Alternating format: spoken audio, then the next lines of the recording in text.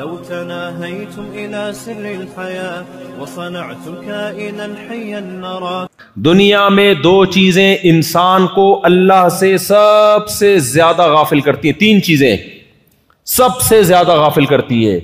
ایک نشہ شراب, دوسرا موسیقی گانے بجانے, تیسرا عورت زنا بدکاری. یہ تینوں چیزیں آپ کے ملک میں ہول سیل کے حساب سے بولو دستیاب. اس لیے اللہ خود اپنی تعریفیں کرتا ہے کہ اللہ کو پتا ہے تم لوگ نہیں کرو گے اللہ کی تعریفیں, تم عورت کی تعریفیں کرو گے, تم شراب کی تعریفیں کرو گے, تم نشے کی تعریفیں کرو گے, تم گانے بجانے موسیقی کی تعریفیں کرو گے. اس لیے اللہ الحمد سے لے کے والناس تک خود اپنی تعریفیں کرتا ہے تاکہ تم ان تین چیزوں سے نکل کے کس کی طرف جاؤ, بولو نا, اللہ کی طرف جاؤ. ورنہ مجھے اپنی تعریف کی ضرورت ہے, کوئی میرے برائی بیان کرے مجھے صفائی دینی پڑتی ہے. اللہ کو ضرورت نہیں ہے, اللہ مستغنی ہے.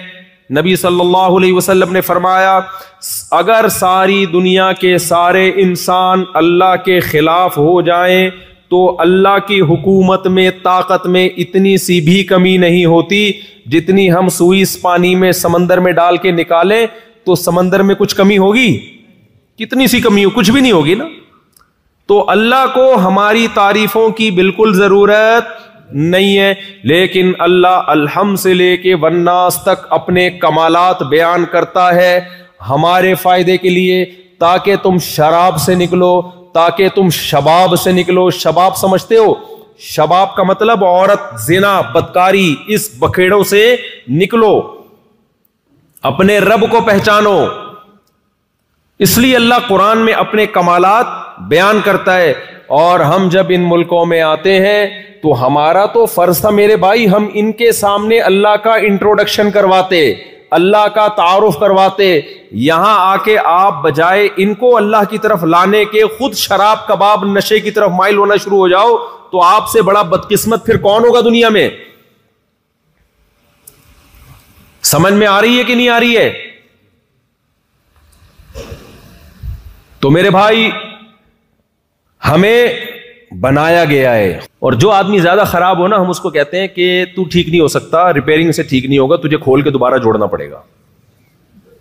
تجھے کھول کے کوئی جوڑے گا دوبارہ, نئے سرے سے تیری فٹنگ ہوگی تو شاید تو انسان کا بچہ بن جائے.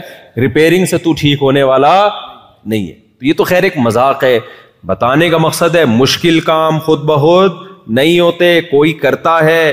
اللہ بار بار بار بار پیغمبر کے ذریعے, محمد صلی اللہ علیہ وسلم کے ذریعے, آدم علیہ السلام کے ذریعے, نوح علیہ السلام, ابراہیم علیہ السلام, موسیٰ علیہ السلام, عیسیٰ علیہ السلام, یہ سارے پیغمبر دنیا میں یہی سمجھانے کے لیے آتے رہے کہ اللہ کو پتا تھا یہ دنیا میں جانے کے بعد دنیا کی چیزوں میں گم سم ہو کے کس کو بھول جائیں گے؟ اللہ کو بھول جائیں گے. تو اللہ ہم سے کیا چاہتا ہے کہ مجھے یاد رکھو. اب ہم کہتے ہیں اے اللہ تجھے کیا ضرورت ہے؟ ایتھیس ملحد لوگ بولتے ہیں اللہ کو کیا ضرورت ہے کہ ہم اللہ کو یاد رکھیں؟ بھئی اللہ کو کیا ہوگا اگر ہم یاد نہ رکھیں اس کو, تو کیا ہوگا اللہ کو؟ اللہ کہتے ہیں مجھے کچھ بھی نہیں ہوگا, تمہیں بہت کچھ ہو جائے گا.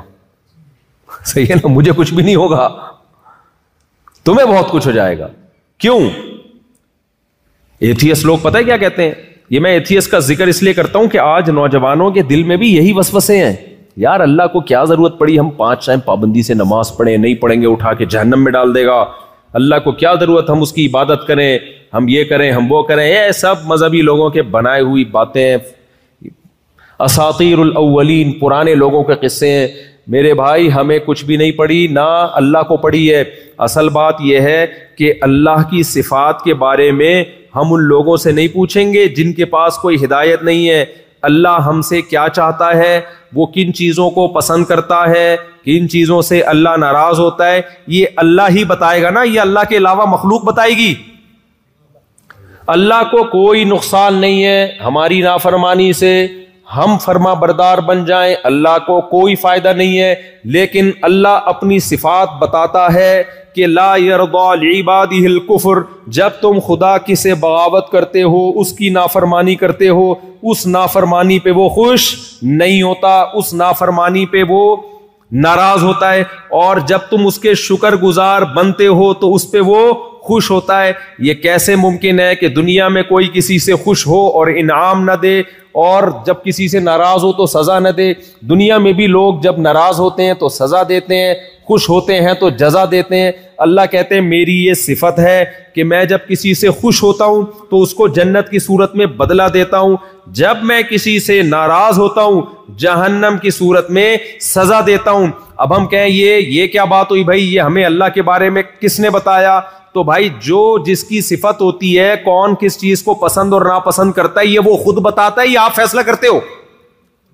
آپ نے میری دعوت کی، فرض کرو آپ نے کیا کر لی، میری دعوت کی، فرض کرو۔ اب آپ کہہ رہے ہو بھائی مفتی صاحب کو پیزا پسند ہے، مفتی صاحب کو برگر پسند ہے، مفتی صاحب کو گاجر کا حلوہ پسند ہے۔ کوئی عقل مند وہاں بیٹھا ہوگا بولے گا بابے یہ مفتی صاحب سے پوچھا جائے گا کہ ان کو کیا پسند ہے، تو خود سے کیوں فیصلہ کر رہا ہے؟ دیکھو ایک مولوی صاحب بیمار تھے، لیٹے ہوئے تھے، آنکھیں بند تھیں، ایسا لگ رہا تھا کہ آخری سانسیں چل رہی ہیں۔ اب لوگ مشورہ کر رہے ہیں بھائی مولوی صاحب کو کوئی طاقت کی غذا کھلاؤ، ٹھیک ہے نا، مشورہ چل رہا ہے۔ ایک نے کہا بھائی مولوی صاحب کو کدو کا شربت پلاؤ، ایک نے کہا مولوی صاحب کو یہ پلاؤ، ایک نے کہا مولوی صاحب کو یہ کھلاؤ، ایک نے کہا مولوی صاحب کو گاجر کا حلوہ کھلاؤ۔ مولوی صاحب کی آنکھ ایک دم یوں کر کے تھوڑی سی کھلی، ٹھیک ہے، پھر بند ہو گئی۔ پھر ایک نے کہا جی مولوی صاحب کو قیمہ کھلاؤ۔ جب سب مختلف مشورے دے رہے تھے تو مولوی صاحب نے پھر آنکھیں کھول کے کہا بھائی اس کی بھی تو سنو، یہ کیا کہہ رہے ہیں۔ ایک آدمی مولوی صاحب کے پاس پیر صاحب کی دعوت کی، اس نے ایک آدمی نے نا پیر صاحب کی دعوت کی اور کہا پیر صاحب آپ کو میں کدو شریف کھلاؤں یا لوکی شریف؟ پیر صاحب نے کہا کوئی بغیرت سا مرغا کھلا دے تو مجھے، اتنی شریف چیزوں کی ضرورت؟ مرغا ہو بھلے بغیرت ہو، وہ شریف لوکی سے پیر صاحب کی نظر میں بہتر ہے۔ تو میرے بھائی ہم کسی کی پسند اور ناپسند کا فیصلہ خود کر سکتے ہیں کہ کس کو کیا پسند ہے بھائی، کس کو کیا پسند ہے یہ خود فیصلہ کر سکتے ہیں۔ بیٹا جب بڑا ہوتا ہے نا تو ابا سے کہتا ہے میں نے شادی کرنی ہے، ابا کہتے ہیں تجھے کیا ضرورت ہے، مجھے شکایت کر رہے ہوتے ہیں میرے بیٹے کو کیا ضرورت ہے ابھی شادی کی۔ میں کہتا ہوں یہ بیٹے سے پوچھو، مجھ سے کیوں پوچھ رہے ہو یار؟ ضرورت جس کو ہوتی ہے وہ بتاتا ہے نا، مجھے آ کے کہہ رہے ہو کہ میرے بیٹے کو کیا ضرورت ہے شادی کی۔ ابے بھائی جس کو ضرورت ہے وہ بتائے گا، اس کو ہے یا نہیں ہے اس سے پوچھو جا کے، اس سے پوچھ نہیں رہے، پوچھ اس سے رہے جس کو اس کی ضرورت کا علم نہیں ہے۔ پیاس کسی کو لگ رہی ہے، جس کو لگ رہی ہے وہ بتائے گا نا، تبھی تو مجھے غصہ آتا ہے بیان کے دوران جو پانی پوچھ رہے ہوتے ہیں، پانی۔ بھائی میں بھی تو الحمدللہ گونگا نہیں ہوں، مجھے ضرورت ہوگی میں خود پوچھ لوں گا پانی کا، ہر تھوڑی دیر۔ یہ تکلفات بہت برے ہوتے ہیں، کھانے میں بہت تکلفات ہیں، یہ بیان سے ہٹ کے بات کر رہا ہوں لیکن بہت ضروری ہے۔ تکلف اپنی زندگی سے ہمیشہ کے لیے نکال دو، دوسرے کے آرام کا خیال کرو۔ حضرت مولانا اشرف علی تھانوی رحمہ اللہ تعالی ساری زندگی یہ کہتے کہتے دنیا سے چلے گئے کہ مسلمان تکلفات میں ہے، معاملات میں ٹھیک بولو نہیں ہے۔ آرام کا خیال کرنا چاہیے، تکلف میں نہیں پڑتا۔ تکلف کیا ہے، آرام کیا ہے؟ آپ نے مفتی صاحب سے پوچھ لیا مفتی صاحب آپ کا کھانا ہمارے ہاں ہے، قبول ہے؟ ہاں جی قبول ہے۔ اگر کر لیا قبول تو مفتی صاحب آپ کیا چیز شوق سے کھاتے ہیں بتا دیں۔ بھائی میں بھنڈی کھاتا ہوں، چلو جی بھنڈی پکا لیا آپ کے لیے۔ اور گوشت میں بھی میں بھائی گوشت کی، چلو میرا موڈ نہیں ہے گوشت کا، بس میں گوشت دعوتوں میں بہت کھا لیا بھائی، مسور کی دال چاول، ایسا نہ ہو ہر جگہ یہی چلتا رہے۔ ایک مثال دے رہا ہوں میں۔ اب آپ نے کھانا لا کے رکھ دیا، یہ مفتی صاحب دال چاول، یہ فلانا ڈم، بس کافی۔ یہ آپ نے آرام کا خیال کر لیا کہ مفتی صاحب کو وہ چیز نہیں کھلا رہے جو وہ کھانا نہیں چاہتے۔ میرے ساتھ ایسا بھی ہوا، کہ بھی دعوت ہے, بھوک لگ رہی ہے, بھوک سے تل ملا رہے ہیں, پیزا لا کے رکھ دیا سامنے. ابے میرے تو نوالا غلق میں پیزے کا نہیں اترتا یار, کھائے چبائے نہیں آتا. اب ہم کھا رہے ہیں مروت میں, چلو یار اب کیا کہے آدمی. تو اندگلے نے محنت زیادہ کی ہے, سامنے والے کے آرام کا خیال نہیں کیا. ہم تو اب مروت میں کھا لیتے ہیں, اب کیا کریں. تو آرام کا خیال کرنا چاہیے کسی کا بھی, تکلف نہیں. تکلف کیا ہے, آپ نے بھائی بنا دیا, یہ بھنڈی ہے, یہ فلانا ہے, یہ ڈمکانا ہے, رکھ دی. اب آپ بار بار پوچھیں مفتی صاحب یہ بھنڈی کھائیں گے آپ, مفتی صاحب یہ نہاری کھائیں گے آپ, مفتی صاحب یہ رائتا بھی ہے. بھائی رکھا ہوا ہے نا, مندھے الحمدللہ, اللہ کا شکر ہے, آنکھیں ہیں ہماری, نظر آ رہا ہے. اتنا تنگ کرتے ہیں بھائی. ایک دعوت میں کیا ہوا, اتنا پوچھ رہے ہیں یہ کھائیں گے, میں نے کہا چپ رہو گے تو کھاؤں گا نا میں. کیا خیال ہے بھائی, آپ چپ بیٹھو گے تو میں کھاؤں گا. پھر میں نے ایک بندے کو لگا دیا, میں نے کہا جو آئے گا نا پوچھے گا خود ہی جواب دے دینا, میرا میٹر اب آہستہ آہستہ کیا ہو رہا ہے, شارٹ ہو رہا ہے. یہ کھا لے وہ کھا لے, بھائی سب کچھ سامنے رکھا ہے, پیسے بھی نہیں لے رہے آپ ہم سے, فری میں کھلا رہے ہو, تو اب ہماری مرضی یار, جو کھا لیں گے. تکلف بری چیز ہے, دوسرے کی راحت کا خیال اچھی چیز ہے. حضرت مولانا شرف علی تھانوی نے فرمایا جب مہمان گھر میں آئے بیٹھتے ہی, بلکہ بیٹھنے سے پہلے سب سے پہلے اس کو واش روم کا بتاؤ. بعض دفعہ مہمان میں شرم ہوتی ہے, بہت زور کا آیا ہوا ہوتا ہے, بتا نہیں رہا ہوتا. وہ کہتا ہے میزبان کیا کہے گا کہ یار آتے ہی کہاں گھس گئے بیت الخلا میں, اس کو شرم آ رہی ہوتی ہے. اب یہ سلمان بھائی ہیں, ان کو بہت زور کا پیشاب آیا ہوا تھا, کل کہنے لگے میں مفتی صاحب مجھے بہت زور کا پیشاب آیا ہوا ہے, میں پیشاب کروں. اب پوری ڈیٹیل بتا رہے ہیں نا, میں چاروں پیشاب کر لوں تاکہ تھوڑا سا فریش ہو جاؤں. میں نے کہا اتنی ڈیٹیل کرنے کی کیا ضرورت ہے بھائی, پیشاب آ رہا ہے جاؤ پیشاب کر کے آ جاؤ. انسان کو خود بخود ایک شرم سی آتی ہے بتاتے ہوئے کہ میں نے کہاں جانا ہے, واش روم. یہ انسان کی نیچر ہے, لہذا وہ پوری ڈیٹیل پورا نا حاشیہ چڑھا دیا انہوں نے کہ ایکچولی وہ اس لیے میں جا رہا ہوں کہ تھوڑا فریش ہونا چاہتا ہوں. بھائی تو جا یار,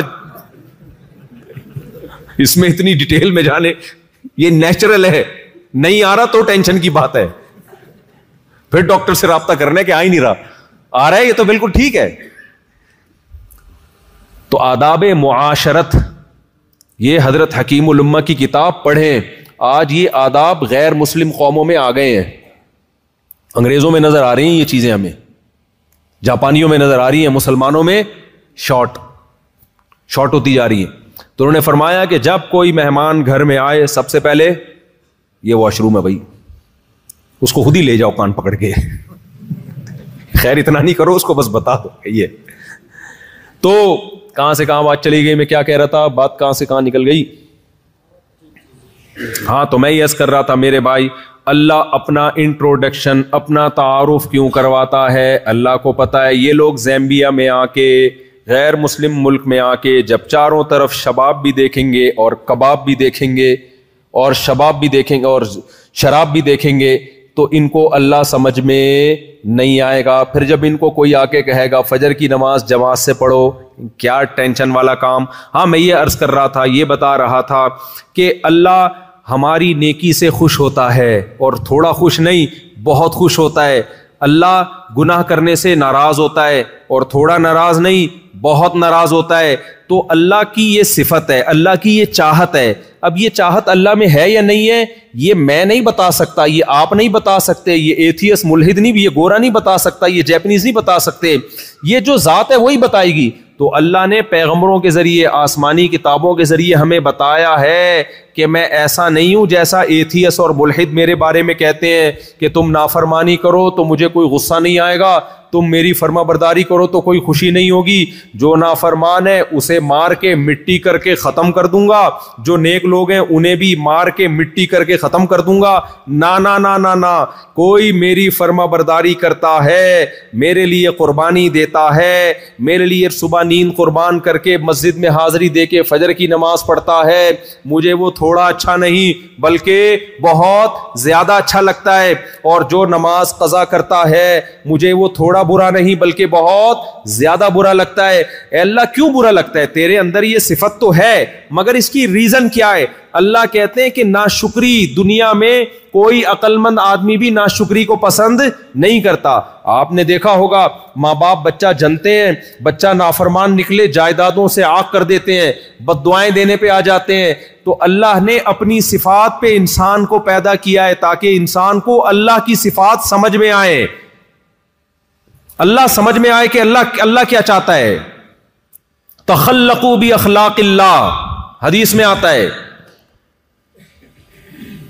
ان تکفروا, اگر تم نافرمانی کرو گے تو اللہ اس نافرمانی کو پسند نہیں کرتا. اس لیے میرے بھائی اس دنیا کے ان فلاسفروں کی باتوں میں مت آئیں کہ ہم مر جاتے ہیں تو مٹی ہو کے ختم. یہ کیسے ہو سکتا ہے بھائی؟ دیکھو جانوروں کی کوئی آزمائش نہیں ہے, جانور مر کے مٹی ہو کے ختم, کیونکہ جانور نہ شکر گزار ہو سکتے ہیں اور نہ ناشکرے ہوتے ہیں. ان کے پاس سینس ہی نہیں ہے یہ سمجھنے کے لیے کہ شکر کیا ہوتا ہے اور ناشکری کیا ہوتی ہے, احسان فراموشی کیا ہوتی ہے. جانوروں کو اللہ نے یہ سینس بولو نہیں دی ہے. جیسے ہمارے دوست جن کے ایکسیڈنٹ ہو گیا نا بیچاروں کو اب وہ سینس ہے ہی نہیں کہ چمیلی کی خوشبو کیا ہے اور گلاب کی خوشبو, یہ سافٹ ویئر اللہ نے کیا کر دیے, یہ انسٹال کر دیے. باقی سب سیٹ ہیں, ایسا نہ ہو کہ آپ کچھ اور سمجھیں, باقی ہر چیز فٹ فاٹ. یہ سافٹ ویئر اللہ نے کیا کر دیے. یہ مجھے بڑی عبرت ہوئی ہے سن کے کہ یار اس کا مطلب دماغ میں بھی ایسی چیزیں ہیں جو ناک کو آرڈر کرتی ہیں کہ یہ چمبیلی ہے, یہ گلاب ہے, اور چوٹ لگنے سے وہ سیٹنگ کیا ہوتی ہے, آؤٹ. ایک چوٹ سے سیٹنگ آؤٹ ہوئی, بننے میں کیا خود بخود بن سکتی ہے ایسی سیٹنگ؟ نہیں ہو سکتی بھائی. تو بھائی پہلے اپنے ایمان کو مضبوط کرو, سمجھتے ہو؟ ہوا و حرص والا دل بدل دے, میرا غفلت میں ڈوبا دل بدل دے.